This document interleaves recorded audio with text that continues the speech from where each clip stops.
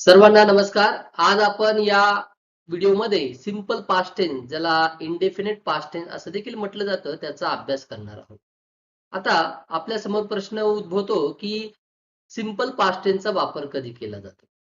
तर पहा, भूतकाळामध्ये घडून गेलेल्या ज्या काही घटना आहेत त्या घटनांचं वर्णन करण्यासाठी आपण सिंपल पास्ट टेन्स म्हणजे साध्या भूतकाळाचा वापर करत असतो.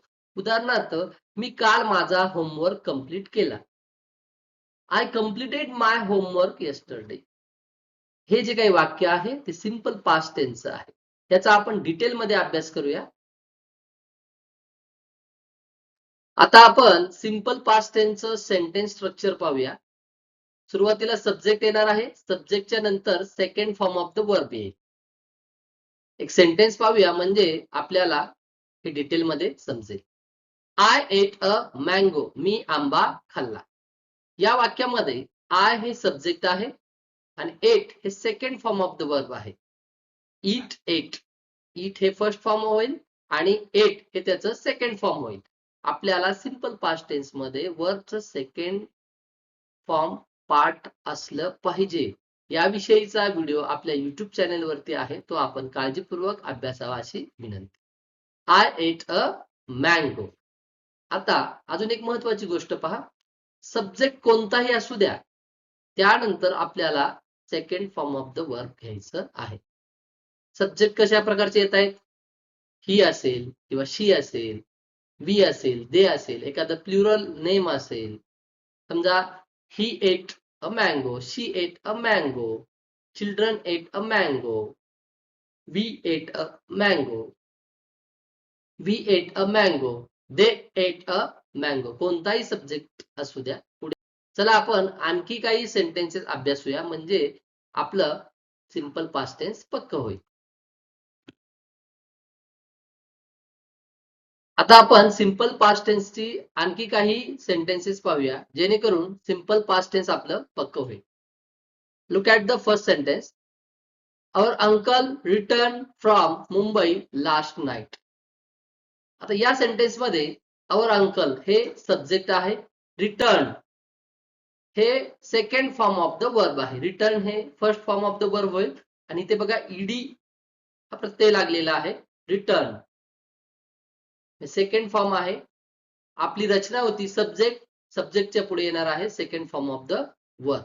मग आवर अंकल हे सब्जेक्ट आहे, त्यानंतर रिटर्न हे second form of the verb आले आणि रिमेनिंग सेंटेन्स आपण पाहूया.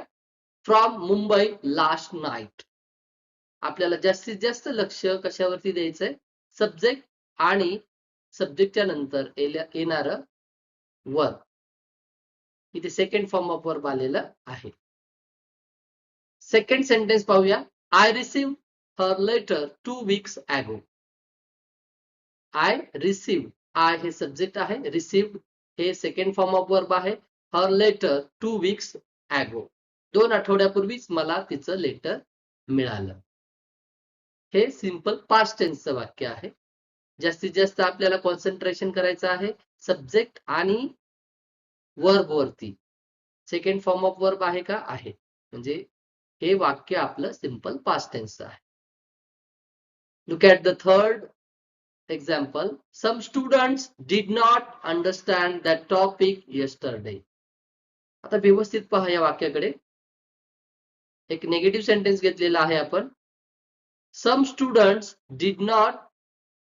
पहा, ज्या वेळेस आपल्याला सिंपल पास्ट टेन्सचं वाक्य दिलं जातं त्यामध्ये सब्जेक्ट, सब्जेक्टच्या नंतर सेकंड फॉर्म ऑफ वर्ब असतं आणि या पॉझिटिव्ह सेंटेन्सचं जर आपण निगेटिव्ह सेंटेन्स मध्ये जर रूपांतर केलं त्यावेळेस इथे डिड नॉट हे आपल्याला हेल्पिंग वर्ब घ्यावं लागतं. जसं सिंपल प्रेझेंट टेन्स मध्ये आपण अभ्यासलं ना, डू नॉट किंवा डज नॉट घेतो आपण. क्रियापदाला यस किंवा यस लागलेला असेल तर डज नॉट घेत होतो आणि यस किंवा यस नसेल तर डू नॉट घेत होतो. आणि या सिंपल पास्ट टेन्स मध्ये आपण काय करणार आहोत तर डिड नॉट हे हेल्पिंग वर्ब आपल्याला घ्यावं लागणार आहे ज्यावेळेस आपल्याला निगेटिव्ह सेंटेन्स तयार करायचा असेल त्यावेळेस. परंतु अत्यंत महत्वाची माहिती म्हणजे त्यानंतर आपल्याला क्रियापदाचं पहिलं रूप लिहावं लागेल. हे वाक्य जर पॉझिटिव्ह मध्ये असतं, some students understood that topic yesterday, असं वाक्य आलं असतं, अंडरस्टूड आलेलं असतं सेकंड फॉर्म ऑफ वर्ब. परंतु इथे आपण नेगेटिव्ह पॅटर्न मध्ये सेंटेन्स घेतलेला आहे. Some students did not understand that topic yesterday. काल काही मुलांना तो टॉपिक समजला नाही. Look at the next sentence. Raju was born in 1998. आता या ठिकाणी वॉज हे हेल्पिंग वर्ब म्हणून न येता लिंकिंग वर्ब म्हणजे मेन वर्बचं काम या ठिकाणी करत आहे. म्हणून हे वाक्य आपल्याला सिंपल पास्ट टेन्स मध्ये घ्यावं लागेल. जसं आपण सिंपल प्रेझेंट टेन्स मध्ये पाहिलं होतं ना, इज आलेलं होतं, आर आलेलं होतं, जिथे ते लिंकिंग वर्ब म्हणून काम करत होतं, हेल्पिंग वर्ब म्हणून काम नव्हतं करत. तसंच या सिंपल पास्ट टेन्स मध्ये वॉज आणि वेअर हे लिंकिंग वर्ब म्हणजे मेन वर्बचं काम करतायत. पहा next sentence. They were dancers. इथे दे हा सब्जेक्ट आहे, वेअर हे वर्ब आलेला आहे आणि डान्सर्स. राजू सब्जेक्ट आहे, वॉज वर्ब आहे, सेकंड फॉर्म आहे आणि बॉर्न इन 1998 रिमेनिंग सेंटेन्स आहे. Look at the next sentence. हे महत्वाचं सेंटेन्स आहे.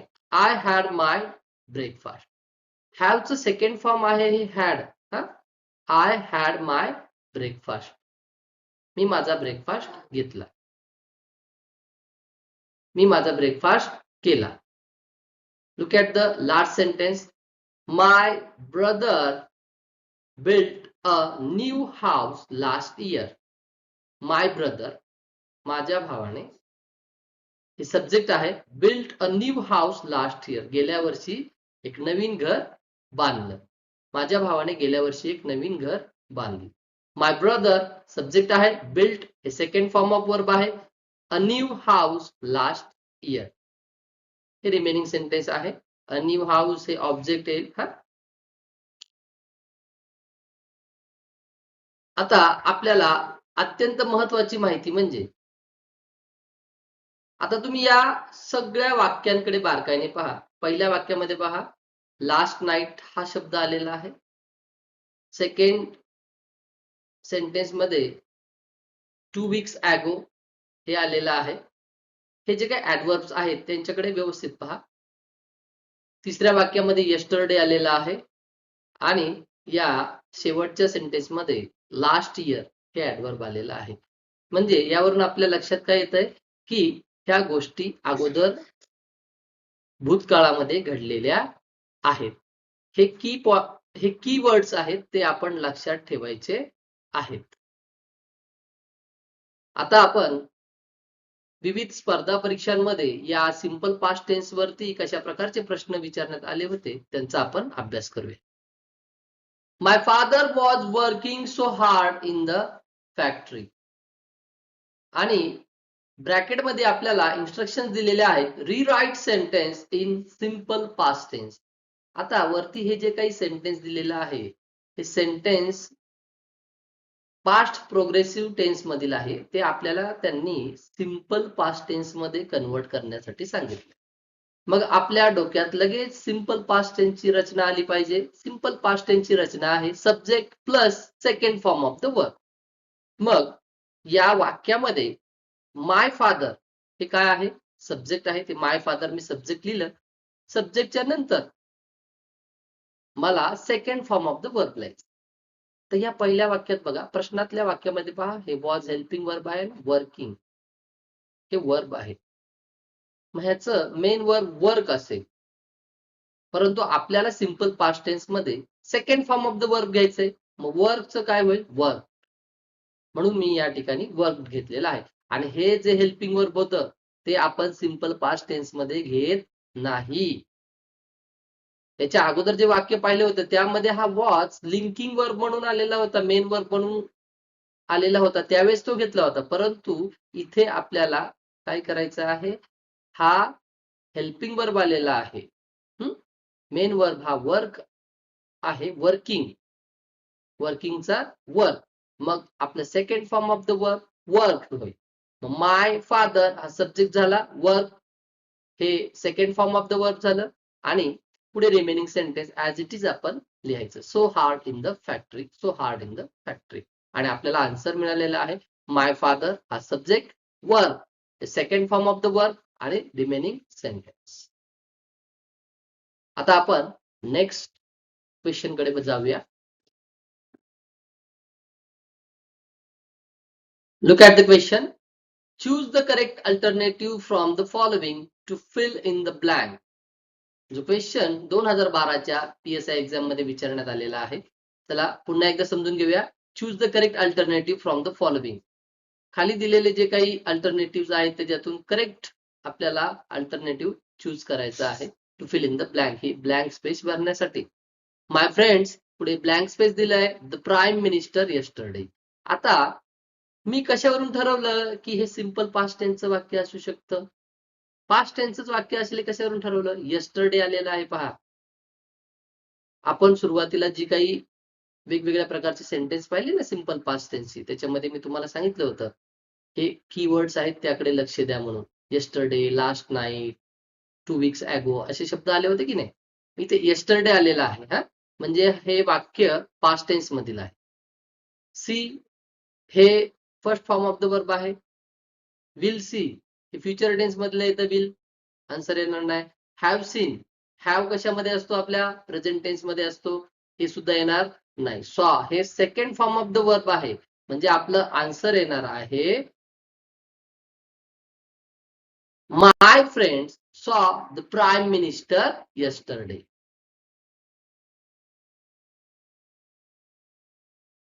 आज या व्हिडिओमध्ये आपण सिंपल पास्ट टेन्सचा अभ्यास केलेला आहे. अशाच प्रकारचे आणखी व्हिडिओ पाहण्यासाठी आपण या युट्यूब चॅनलला लाईक, शेअर आणि सबस्क्राईब करावं अशी विनंती करतो.